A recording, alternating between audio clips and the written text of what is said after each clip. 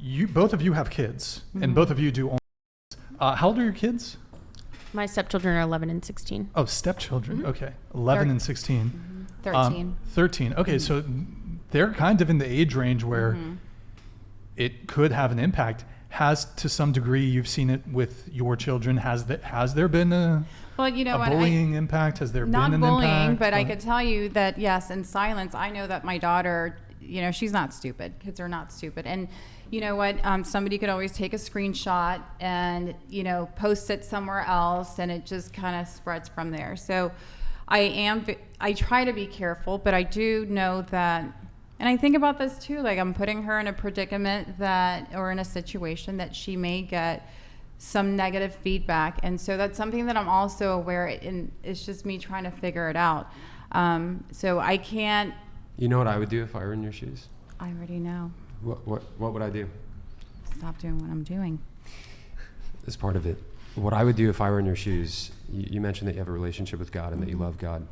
I would pray to God and ask him, hey, Lord, first off, forgive me for doing this. Second of all, please give me a path where I don't feel like I need to do this anymore. So I do that on a daily basis. You do? Yeah. That's and good. as a matter of fact, we could talk about this offline just because it doesn't. Yeah. But yeah, I have had even experiences with that. So. Wait, question. So you were kind of getting into it originally. What precipitated your desire or want to start doing OnlyFans? Was it financial? I think it was more financially, absolutely, because I went from being in corporate medicine, having a great salary and again, it was more about like my mental health and that environment. It wasn't, good for me. So I left, and I had opportunities in different jobs, but I wanted to take care of patients, started doing home health, and I needed to supplement my income. So that's how I found out about OnlyFans, because prior to that, I had no idea. Okay.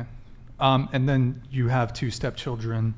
Have they had any issues With my content directly or specifically? Yeah, like has there been an example where they're like, hey mom, fucking No. Jamarcus at school said that I've gone viral on TikTok he saw the Yeah. no. I've hit viral streaks on social media platforms and they haven't seen anything. Okay. He knows that I make YouTube videos and I stream on Twitch. So I am very transparent about that. Obviously, that is more of a PG front. That I don't have to worry about that type of, I guess my kid could get bullied that his mom makes YouTube videos, but your mom's a YouTuber. I think that's like pretty fucking cool if you ask me. And he's like, when can I have a YouTube channel? Can I have a YouTube channel? Can I make YouTubes?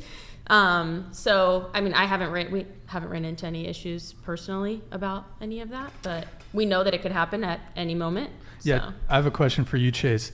Do you think to some degree it's cope from men, like, oh, you're gonna have a really tough time if you do adult content with your life, like, oh, guys aren't gonna want to date you, your children are gonna have it rough. But do you think it's to some degree, I don't think it's wrong, but part of me thinks it's like cope, because a lot of these women who do adult content, some of them claim they struggle with dating, but like they still got like a line of dudes who would be. I've never had more options. Yeah. I think it's to some degree it's like cope. So it depends on what it is that you're looking for, right? It depends on what kind of husband you want, what kind of marriage you want, what kind of family you want, right? And like, I'm sure you've got, you already said you've got a million dudes in your DMs that are trying to get a piece of that. Yeah. Well, I understand that a lot of them are coming just for sex, for sure. Yeah. But nobody in the chat's going to believe me, but genuinely, it really hasn't deterred